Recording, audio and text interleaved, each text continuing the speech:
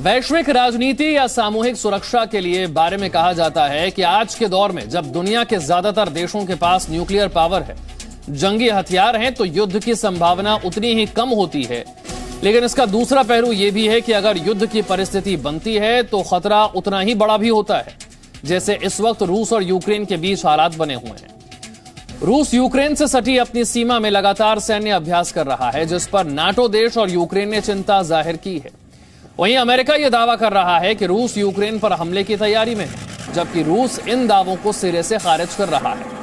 लेकिन कूटनीति इतनी आसानी से दिखाई नहीं देती, उसे समझना पड़ता है। अगले हफ्ते बाइडेन और पुतिन इस मुद्दे पर बातचीत कर सकते हैं, लेकिन उससे पहले रूस के राष्ट्रपति व्लादिमीर पुतिन भारत आ रहे हैं। इस दौरान भारत रूस के बीच कई बड़े समझौते हो सकते हैं, लेकिन यहां हम आपको रूस की रणनीति और बाइडेन की बात को समझाएंगे।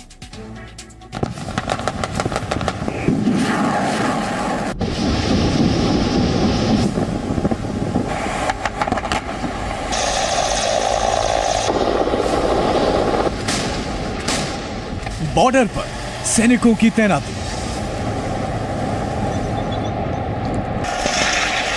जल, थल और नभ में शक्ति का प्रदर्शन।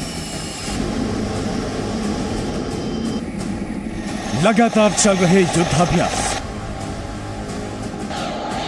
ये कोई सामान्य हालात नहीं है, बल्कि इनके पीछे युद्ध की चेतावनी है। रूस और यूक्रेन के बीच लंबे समय से तनाव का माहौल है और ये तनाव अब युद्ध की आशंका में बदल रहा है और इसमें अमेरिका की एंट्री भी हो गई है। कैसे, ये बताएंगे, लेकिन सबसे पहले आपको ये वीडियो दिखाते हैं।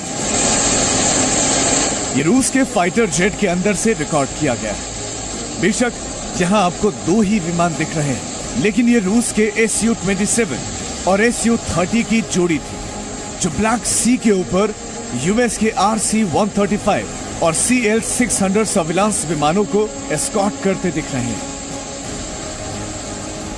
ये वो इलाका है जो युद्ध के अंतर्राष्ट्रीय कानून के मुताबिक न्यूट्रल माना जाता है,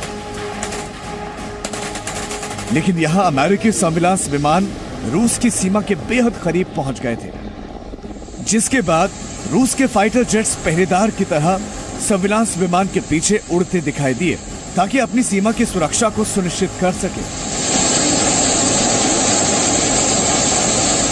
रूस और यूक्रेन के तनाव में अमेरिका सिर्फ यहां एक तस्वीर में दिखाई नहीं दे रहा, बल्कि इसके पीछे कूटनीति भी है।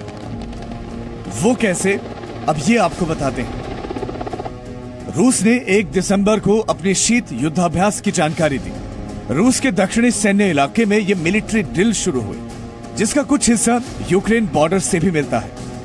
इसमें 10,000 सैनिक शामिल हुए, लेकिन रूस की इस सैन्य गतिविधि को अमेरिका ने हमले की आशंका में बदल दिया। अमेरिकी खुफिया एजेंसी ऐसा दावा कर रही है कि रूस 2022 की शुरुआत में यूक्रेन पर हमले की तैयारी कर रहा है और इसलिए लगातार बॉर्डर पर सैनिकों की तैनाती कर रहा है। रूस अमेरिका पर और अमेरिका रूस पर दबाव बना रहा है। अमेरिकी खुफिया एजेंसियों के अधिकारी नाटो और यूक्रेन के लिए रूस की ड्रिल किसी अलार्म की तरह है, लेकिन रूस ने अमेरिका के इस रवैये को डर पैदा करने वाला बताते हुए खारिज कर दिया है। रूस ने कहा है कि वो अपने सैनिकों को अपनी सीमा और अपने देश के किसी भी हिस्से में तैनात कर सकता है। अमेरिका के राष्ट्रपति जो बाइडेन और रूस के राष्ट्रपति व्लादिमीर पुतिन के बीच इस मसले पर जल्द ही बातचीत भी हो सकती है। जो बाइडेन ने कहा है कि हम लंबे समय से रूस की गतिविधियों पर गौर कर रहे हैं और उम्मीद है कि इस पर राष्ट्रपति पुतिन के साथ लंबी बातचीत होगी। लेकिन जब बाइडेन से यह सवाल किया गया कि क्या वो यूक्रेन पर रूस के रेड लाइंस को स्वीकार करते हैं, तो बाइडेन ने जवाब में जो कहा उससे अमेरिका का रूस के प्रति रुख साफ हो गया। बाइडेन ने कहा कि वो किसी भी देश की रेड लाइन स्वीकार नहीं करते। अमेरिकी एजेंसीज के मुताबिक रूस जनवरी 2022 के आखिर तक यूक्रेन पर हमला कर सकता है और उसके इस ऑपरेशन में 100 बटालियन शामिल है, जिसमें करीब 1,75,000 सैनिकों के साथ साथ बड़ी संख्या में गोला बारूद भी होगा। इस तनाव के बीच दोनों देशों का अगला कदम क्या होगा, यह अगले हफ्ते होने वाली बाइडेन और पुतिन की बातचीत के बाद ही साफ होगा। फिलहाल न अमेरिका झुकने को तैयार है और न ही रूस। ब्यूरो रिपोर्ट, जी मीडिया। अमेरिकी राष्ट्रपति जो बाइडेन ने अपनी बात रख दी। वो किसी देश की रेड लाइन नहीं मानते हैं, लेकिन इस सैन्य अभ्यासों के पीछे रूस के राष्ट्रपति की रणनीति क्या है?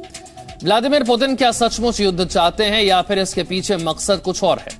इस रिपोर्ट में हम आपको यह भी बताएंगे कि यूक्रेन और रूस के बीच ये तनातनी क्यों है। रूस ऐसा क्यों चाहता है कि यूक्रेन नाटो में शामिल ना हो।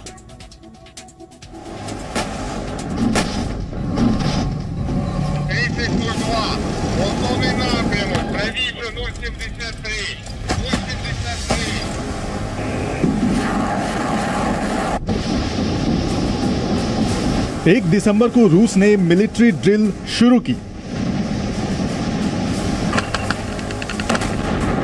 यूक्रेन की सीमा के पास धरती पर टैंक दौड़ रहे थे, आसमान में थे फाइटर एयरक्राफ्ट और समंदर में हलचल थी रूस के युद्धपोत की। रूस ने कहा कि यह उसका हर साल होने वाला शीत युद्धाभ्यास है।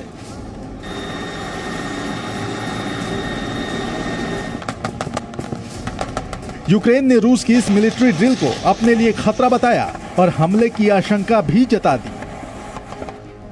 लेकिन यह सिक्के का सिर्फ एक पहलू है। ऐसा नहीं था कि यूक्रेन शांत बैठा था। 1 दिसंबर को ही यूक्रेन के रक्षा मंत्रालय ने जानकारी दी कि यूक्रेन के सशस्त्र बलों ने रूस से जुड़ी क्रीमिया की सीमा के पास युद्धाभ्यास किया है। यानी एक ही तारीख थी और दोनों देशों का एक ही एक्शन प्लान। अब आपको कुछ दिन पहले की तस्वीरें दिखाते हैं। ऐसा नहीं है कि रूस और यूक्रेन के बीच ये तनाव रातों रात बढ़ गया, बल्कि अक्टूबर और नवंबर में भी रूस और यूक्रेन के सैनिक युद्धाभ्यास कर रहे थे।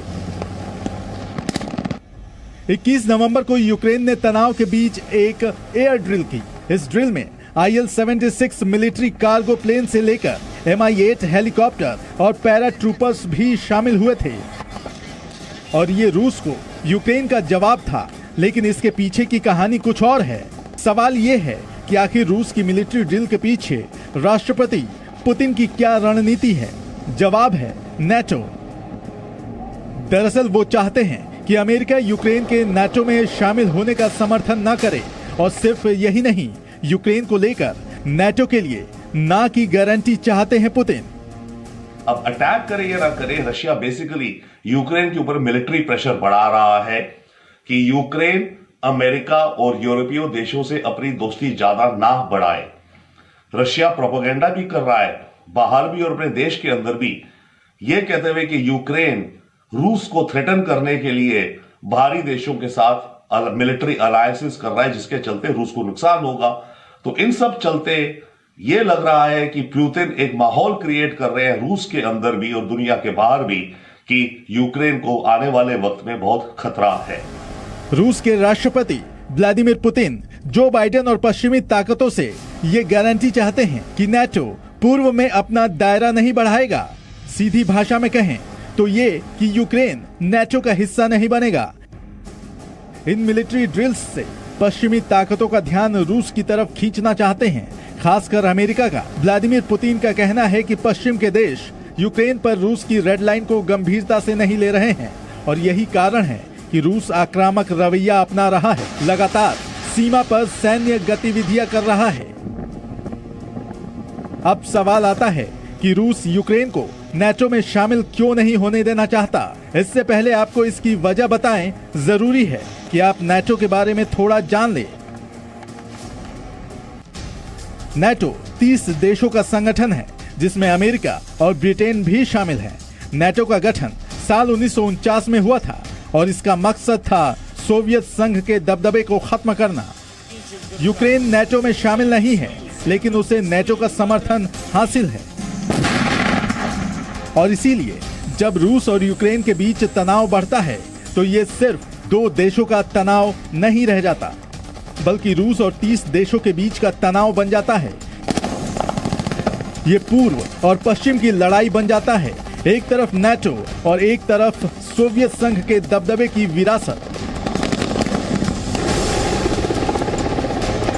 रशिया ये बिल्कुल नहीं चाहता कि यूक्रेन, जो कि उसकी बाउंड्री वाला देश है, वो देश अमेरिका की जो मिलिट्री अलायंस है यूरोपीय देशों के साथ, जिसको नेटो कहते हैं, कि यूक्रेन नेटो का मेंबर बन जाए।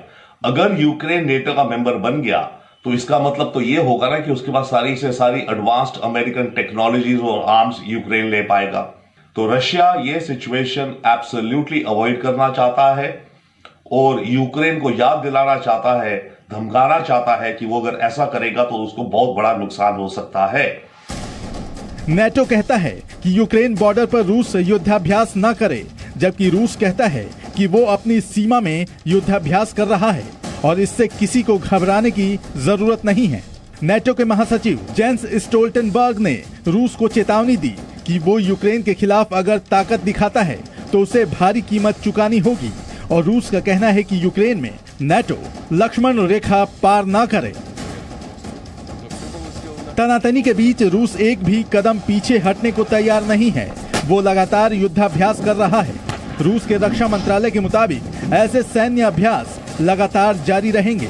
रूस आने वाले दिनों में 6 अलग अलग जगहों पर 30 से ज्यादा ट्रेनिंग फील्ड्स में सैन्य अभ्यास करेगा और रूस पहले ही ये साफ कर चुका है कि वो अपनी सीमा में कहीं भी सैनिकों को तैनात कर सकता है। अब इन सैन्य अभ्यासों के क्या नतीजे हैं, ये बाइडेन और पुतिन की बातचीत के बाद ही साफ हो पाएगा।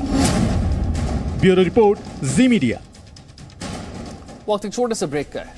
Presenting B News app, available on Google Play and App Store. Download it now.